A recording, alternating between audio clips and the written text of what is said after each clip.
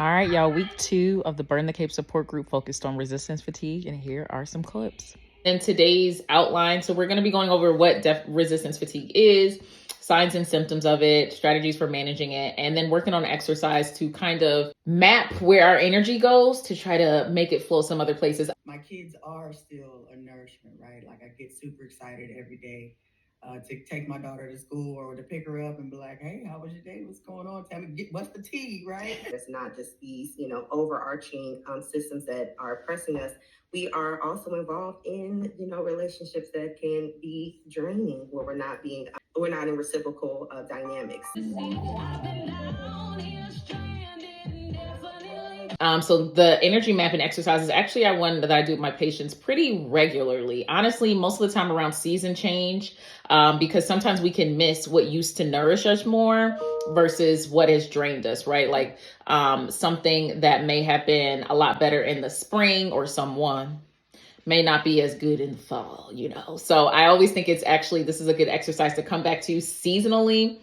I know we talk about spring cleaning, but spring cleaning means people too, and it could be every season. It could be fall cleaning, winter cleaning, summer cleaning. So along with the resistance fatigue, we have energy drains. So the depletion of emotional, mental, or physical. Baby girl, worthy woman, every one of us is worthy. And resistance fatigue is just the physical, emotional, and mental exhaustion from prolonged efforts to resist and fight against systemic oppression, racism, and injustice, but also towards things that are happening to you in the moment, right? For you to itemize those things, because, I think that's what we do. We just kind of like overgeneralize and not, specify specifically, what's hurting me, what's helping me, all of these things. So yeah, write them down. And this is unique to the Black experience because there are plenty of different individuals, people who environments are literally created to support them. So they don't have to worry about advocating for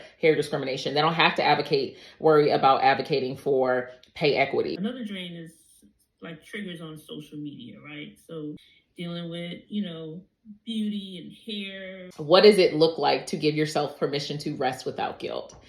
So rest for me looks like doing puzzles or doing Legos. And I am doing something, but my mind is not actively working against me. I wanted to applaud you, because I think that, motherhood is something that we don't have opportunities or spaces to say that it is draining for us. And especially, when our children are going through different transitions. I think that more mothers are being a little more transparent and vocal about what their experiences are. But, there have been previous times where it's like, oh, we're shamed for, being honest in the labor and the care for someone else. So that's born out of stereotypes. That's born out of the aspect of feeling like we had to justify our existence. We had to justify our livelihood. We had to work tangible ways in order to feel worthy. So important to do this mapping of things, because we're hitting different, transitions within our lives in different periods. So, what may have been relevant 2 years ago is not the same. It looks different today. We'll talk about like the system and education. I want you to think about people too. Oppressive environments also include impressive people who attempt to silence you, people who you feel like can't feel comfortable around, people who you feel like are oppressing you. And this week's intention setting is I will honor my limits. I have to learn how to take a day and not come up with an excuse like, oh, I had to go to the doctor, or, just take a day when I'm just not feeling it.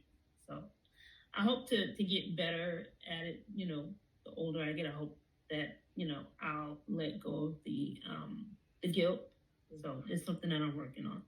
But also think about how good you're doing at it now, right? Because even being able to take the day probably would not have been something you would have done previously, right? So even thinking about it like that way, right? I like to think of things in terms of causes and missions, because being a Black person in this realm, I very much think is like our existence is just a cause. So like when I'm talking about the movement, it could be the movement of parenthood. It could be the movement of self-actualization. It could be the movement of rest. What would it mean to that movement to honor your boundaries more?